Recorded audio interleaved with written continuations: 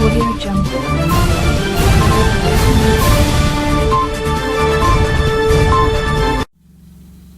C'est l'heure de vous informer, messieurs et dames. Bienvenue à ce journal réalisé par Gomez Tamba. La gestion des immondices, un véritable défi pour l'administrateur du marché pompage dans la commune de Nzanza. Les déchets sont éparpillés ça et là, indisposant ainsi les vendeurs et les passants. Qu'en est-il des dispositions prises par l'autorité municipale? Élément de réponse dans ces reportages. L'insalubrité fait parler d'elle au marché pompage dans la commune de Nzanza. Par manque d'une politique de gestion des immondices, les déchets sont éparpillés, indisposant ainsi les vendeurs, les acheteurs et le passager. Ce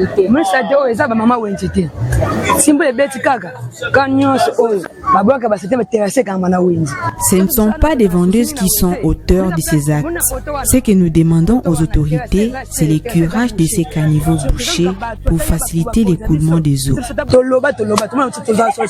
Outre la problématique de l'insalubrité, la perception de la taxe sur l'étalage fait l'actualité dans ces lieux de négoce. Les assujettis dénoncent la hausse du prix de cette taxe qui est passée de 200 à 400 francs. Selon plusieurs, cette taxe est perçue même les dimanches. Les affirmations dans ces propos.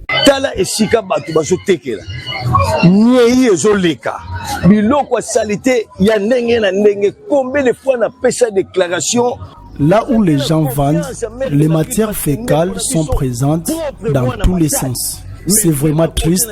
J'ai plusieurs fois interpellé les autorités urbaines pour ça, mais sans succès. On a même augmenté les taux de la taxe sur l'étalage de 200 à 400 francs congolais.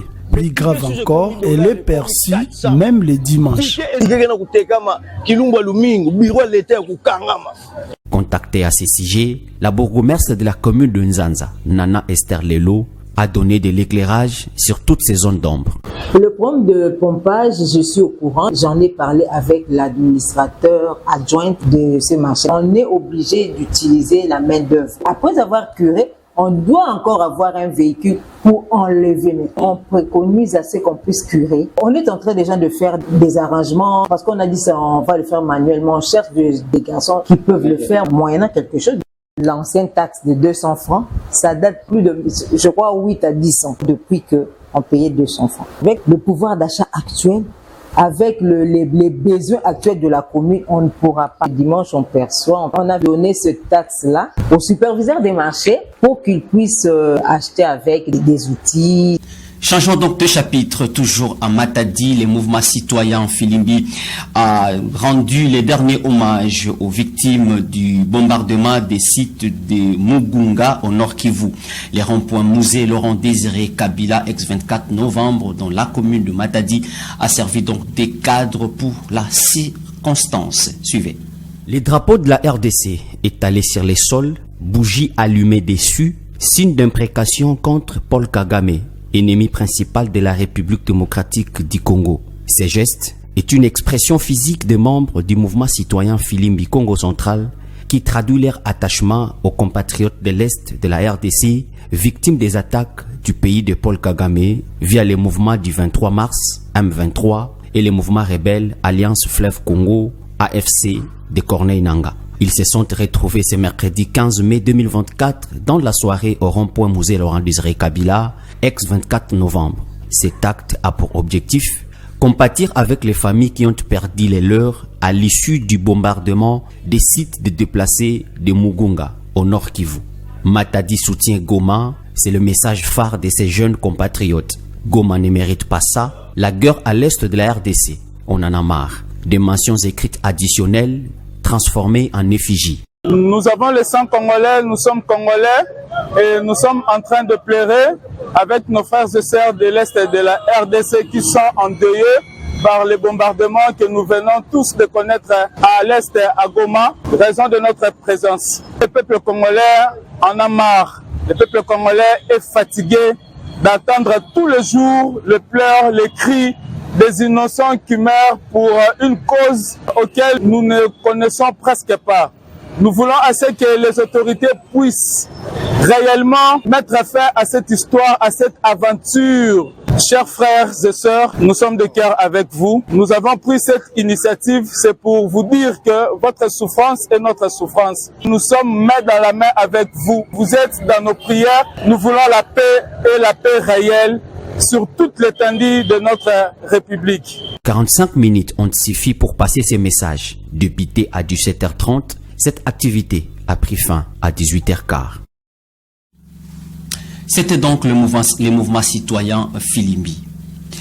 Un dépotoir improvisé s'est créé sur la route nationale numéro 1 à la hauteur du rond-point 24 novembre, voulais-je dire, et toujours au quartier Ville-Haute dans la commune de Matadi.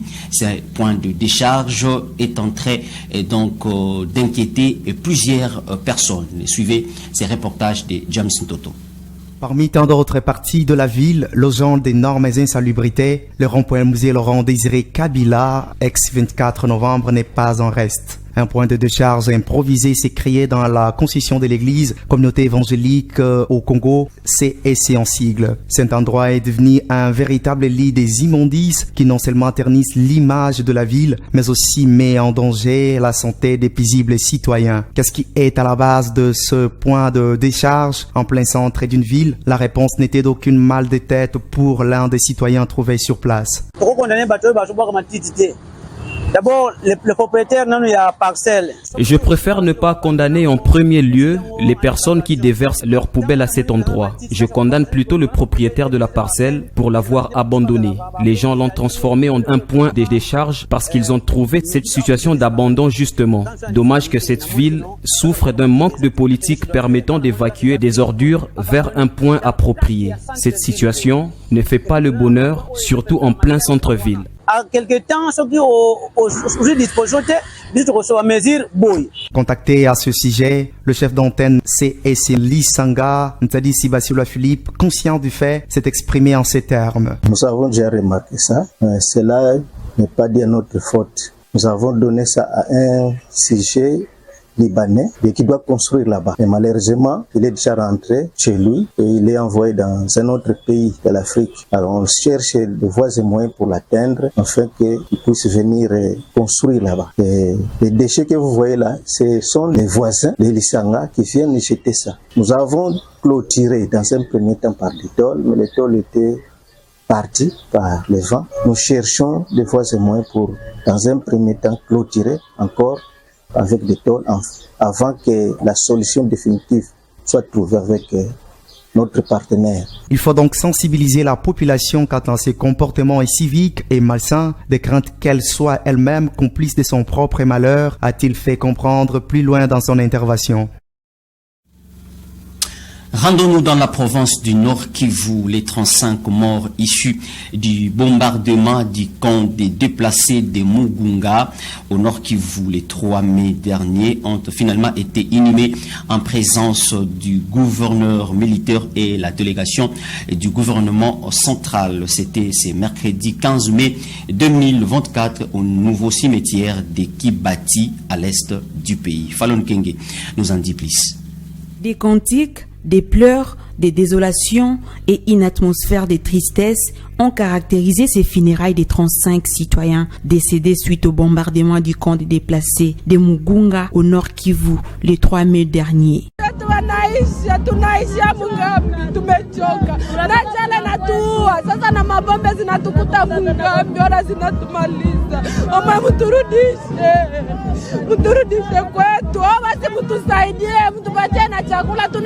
En présence de la délégation du gouvernement, des hommages leur ont été rendus à l'esplanade du stade de l'unité ce mercredi 15 mai avant d'être inhumés au nouveau cimetière de Kibati à l'est de la RDC. Des discours poignants et des prières émouvantes ont marqué cette cérémonie funéraire. Je me sens très mal de voir que de là où nous avons fui pour nous cacher, l'ennemi nous poursuit. Et sur le plan international, c'est un crime contre l'humanité. Il faut que les Nations Unies, la SADC, l'EAC, l'Union africaine s'en prennent de cette situation. Nous venons pleurer les nôtres Et peut-être c'est la dernière fois qu'ils sont abattus dans une guerre sempiternelle nous imposée par les Rwandais. Le gouvernement n'a pas pour rôle de venir enterrer les morts. Ils ont pour rôle de sécuriser et d'apporter la paix et la sécurité à ses citoyens. Malheureusement, nous les voyons beaucoup plus être mobilisés lorsqu'il s'agit des catastrophes naturelles et des événements malheureux comme celui-ci. Et du coup, ça nous rend effectivement très confus de voir les autorités qui ne sont là pour mobiliser les moyens de venir enterrer, d'organiser des cérémonies funéraires, alors qu'en réalité, ces gens-là sont morts par manque de paix. L'émotion était palpable sur les visages tant des autorités que de tous les citoyens présents à ces obsèques patriotiques. Les responsables de ces atrocités ne seront pas impunis, c'étaient les mots du ministre des Droits humains, Fabrice Pouela, l'un des représentants du chef de l'État à cette cérémonie. Nous tenons, chers compatriotes du Nord Kivu, à vous rassurer que personne ne permettra que ces aventures macabres et de mauvais augure puissent rester impunies. Modeste Mutinga, ministre des Affaires sociales, quant à lui, appelle à la solidarité nationale face à l'agression rwandaise avec l'espoir et la détermination de construire un avenir de paix pour les futures générations. Et pour culture congolaise, renoue à l'espace Schengen après plus d'une décennie. Et c'est depuis 2020 que les stars congolaises ont débuté avec les activités musicales et théâtrales et autres dans l'Occident. La culture refait donc surface dans le vieux continent, nous dit Jean Singoy. À l'arrêt depuis plus d'une décennie, faisant face à une farouche résistance des combattants, la culture congolaise refait surface dans le vieux continent. Prouvé les jours de la production de Fally Ipupa en 2020 à Accor Arena Bercy de Paris. Malgré tout, l'artiste a quand même pu monter sur scène, surnommé Aigle par ses fans. Fally Ipupa s'est à nouveau produit, cette fois-là dans la plus grande salle de spectacle dans toute l'Europe au mois de novembre 2023, Paris La Défense Arena. L'événement, considéré à ce jour comme celui qui a signé les retours de production en Europe, s'en est suivi les doubles Adidas Arena de Ferregola le 20 et 21 avril de cette année. Les artistes comédiens et humoristes de la République démocratique du Congo ont également marché sur les mêmes traces avec quelques productions récemment le 30 avril et 1er mai à Paris, dénommé Festival Plus 243 Schengen Toseka, lequel a connu la participation de figures très connues telles que Ladi Esobe, Vie de loin, Jérémy Chabani, Mobi Kissi et Aïda. Côté gospel, la chante de l'Éternel, Déborah Lukalou, produit au Zénith de Paris le 10 mai. S'annonce dans les prochains jours plein d'artistes dans l'espace Schengen. Fabregas au Casino de Paris le 31 août, puis Mike Kalambayi au Zénith dimanche 20 mai.